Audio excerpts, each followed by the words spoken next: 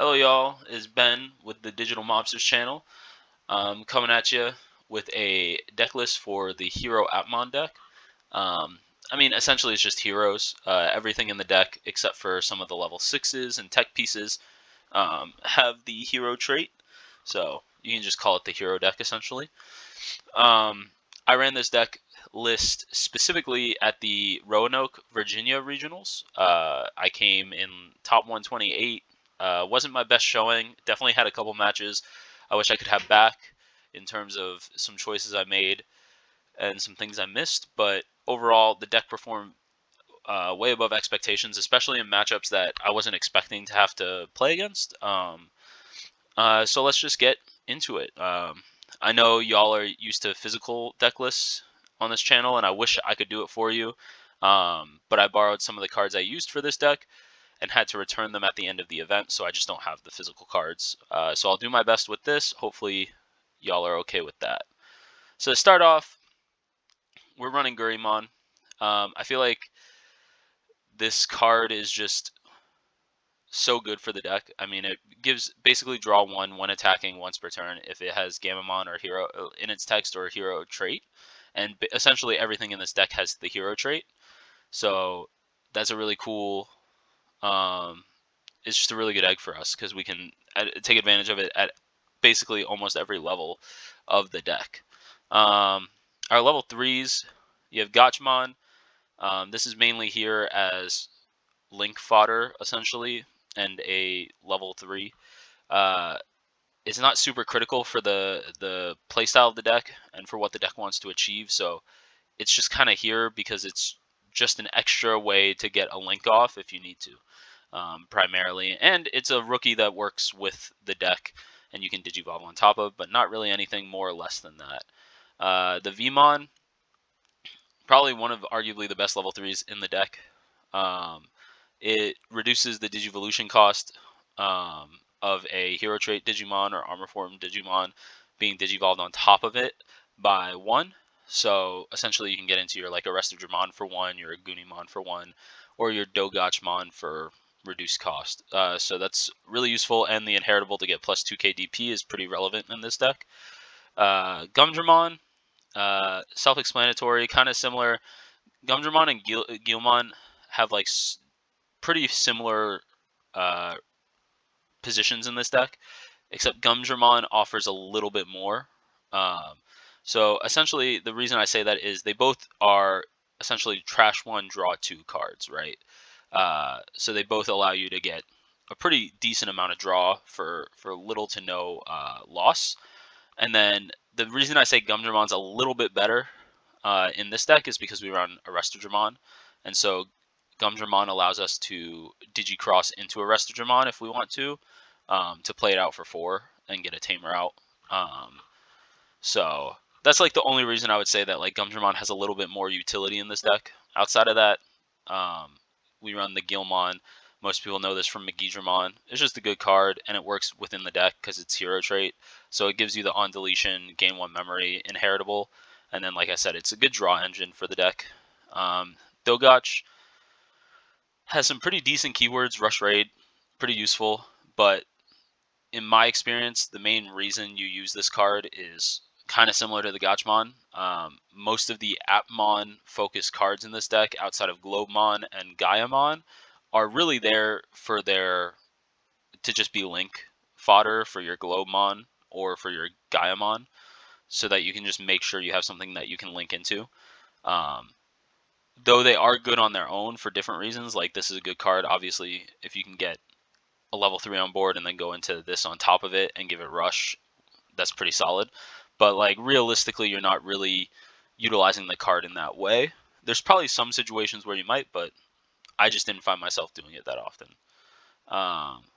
Next are probably your 2 most important level 4s. We run 4 of each.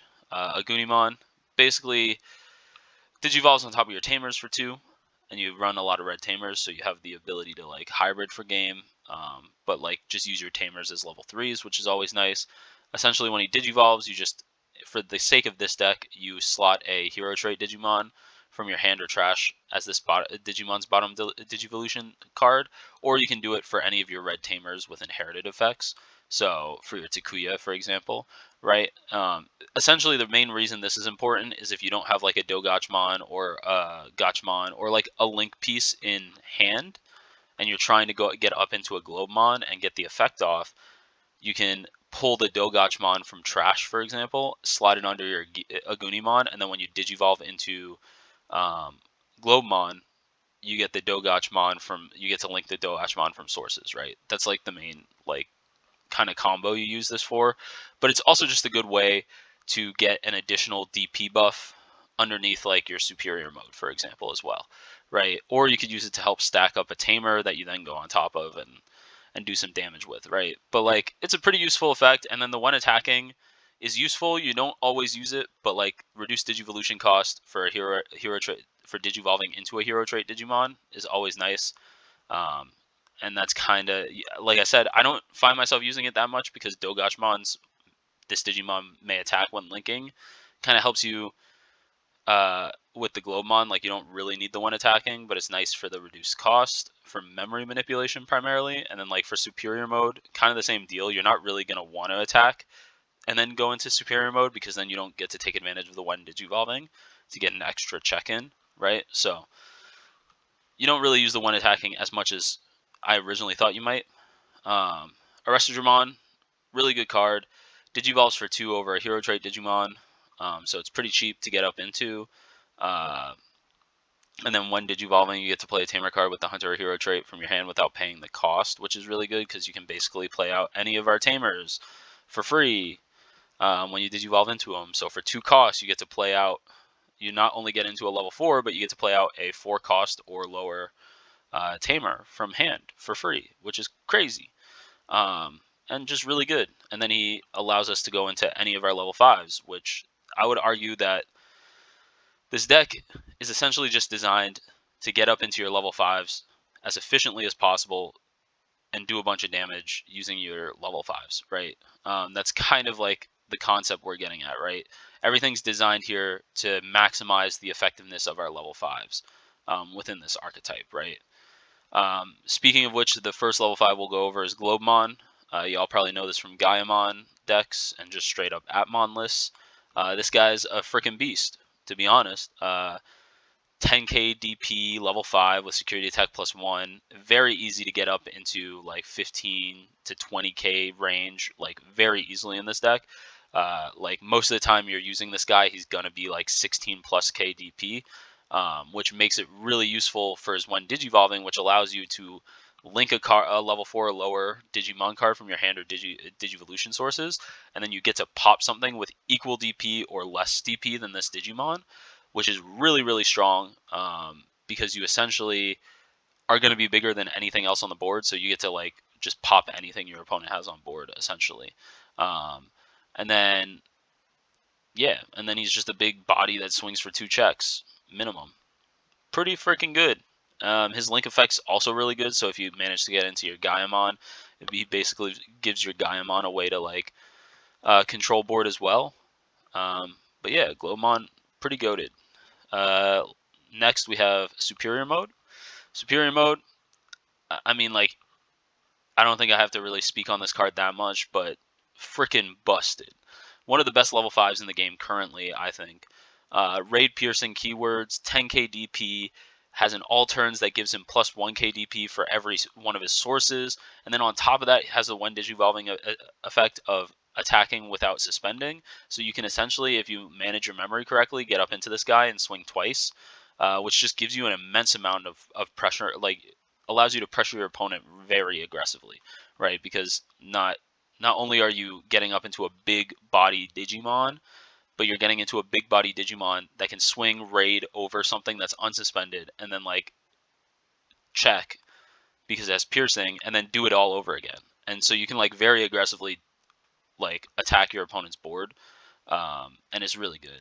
A lot of times I found myself using him as just a tempo card, right? You go up into him, you use him to control your opponent's board state, and then while also getting damage down, and you have this really nutty thing you can do with him. which most red decks can if they really want to run the card, or if they have space to run the card, is you run the Fire Rocket. You Fire Rocket him for 1 if you have the memory, and then you're swinging for 4 checks potentially. There's one game where I double Fire Rocketed him and swung for 3. Uh, it's pretty nutty what you can do with the Fire Rockets plus him, but like he just allows you to do so much in the game and like control so much tempo, that like I think it'd be crazy to say that he's not one of the best level 5s in the game currently. Um, we'll hop into our level 6s. I'm sorry, this is taking a little bit, but first we got Valkyrie Mon Ace. This card's been around for a bit. One of my favorite cards ever printed. Um, Ace Digimon, really good for this deck. Really good to counter some of the stuff that this deck might struggle with. Particularly the fact that it gives minus 5 KDP flat across your opponent's board for the turn that it comes out, and then if a security card is checked, you get to pop something with 8 KDP or lower. And then if it doesn't pop something, you get security attack +1. So this card came in clutch against Magnamon and Imperial specifically, but I teched it in as well to deal with like puppets and some of the other decks that like to go wide. Didn't really play against a puppet player at all. Played against Sakuya, played against Imperial, played against Ancient Garurumon Hybrid, played against Magnamon X, and Hunters. And like this card plays pretty well into a decent portion of those decks, and like really came in clutch a couple times. So really good card. Don't regret adding it. Medieval Gallant, another card y'all probably are super familiar with. I don't feel like I need to go over this super in depth. Just a really good level 6 in the game currently. This deck is able to Digivolve into him for 3, which is really nice because you get the 1 Digivolving effect and the all turns effect potentially in the same turn. Like you get to basically use double 1 Digivolving potentially, and you get to take advantage of his keywords a little bit earlier, meaning the Alliance and the Vortex keyword. Definitely need to play with this card some more because I didn't have a ton of experience playing with him going into Roanoke, and learned how to utilize him effectively a lot better while playing. So that was really cool. Very good card. I don't think anybody will say anything different. Pretty busted card. Gaiamon here, good card in this deck. Really acts as like a finisher.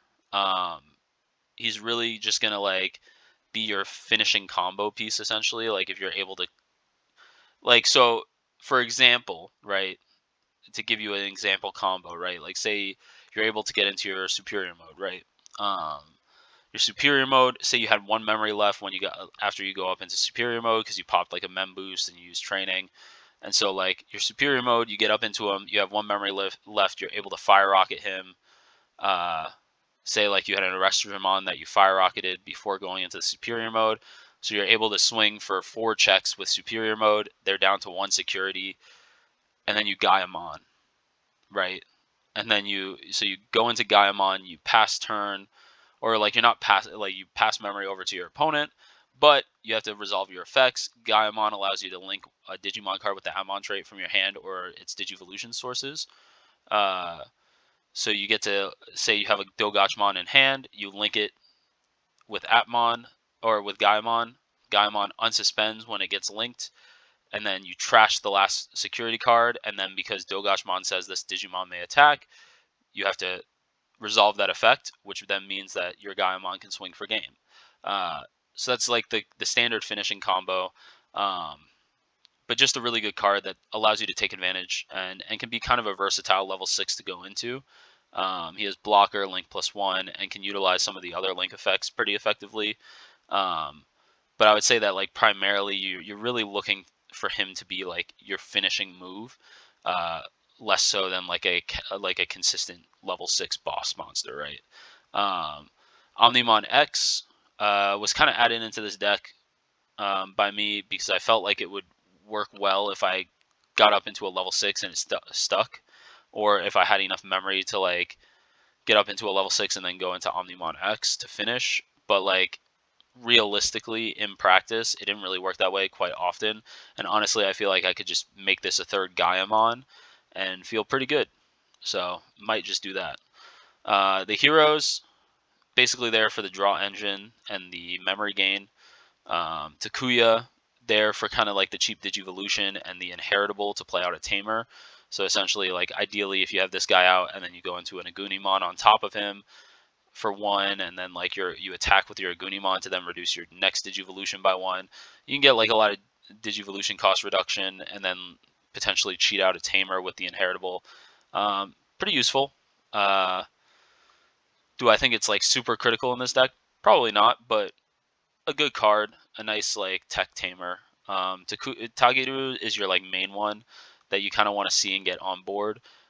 Essentially, draw engine, memory engine, but allows you to also stack sources underneath him, which you can then utilize when you go. You could go into an Agunimon on top of your Tageru to then like take advantage of all those cards you stacked underneath them, but also helps reduce Digivolution cost if you want to use that. Tai, memory setter, so pretty useful in that sense. Has the ability to suspend one of your Digimon attacks to give you a draw, so he's a good draw engine.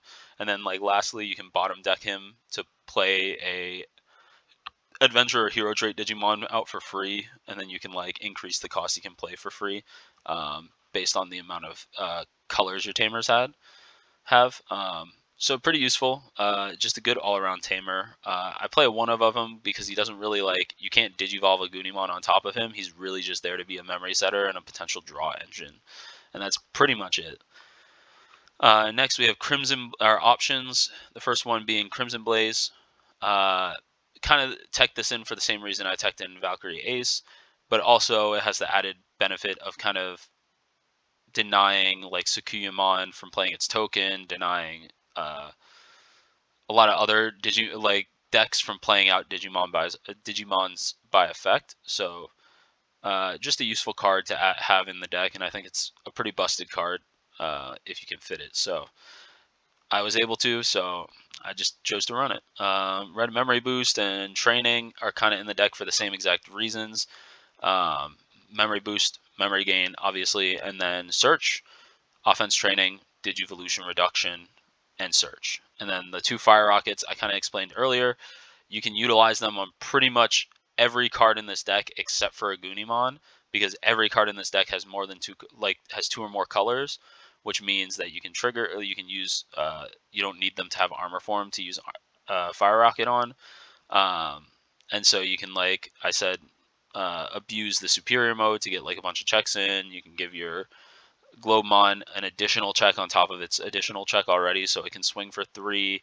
You can, like, get some extra checks in with Valk Ace, with Gaia. Like, you can do a bunch of stuff. It just allows this deck to be an extra layer of explosive, and so that's really nice. Overall, like the general gameplay loop I found myself playing in with this deck was really utilizing the superior mode and the Globemon to just basically control tempo and abuse my opponent's board, um, like as much as possible, right? In most matchups, I was just trying to prevent my opponent from setting up anything on their board before and while doing damage, right? Is like the ideal setup, and then like trying to set up for that lethal explosive play, right? Um, and that worked. And I think it played really well into most of my matchups. I think like some of the games I lost were because of my own mistakes. So I definitely think I'd try running this deck again, as long as it like fits within the meta, which I think it does. But yeah, like if you have any questions, feel free to comment. We'll try to get back to them and explain the deck a little bit further. And I'd love to keep you guys updated with any further changes I make to this deck moving forward. But yeah, thank you all for watching, and we'll see you in the next video.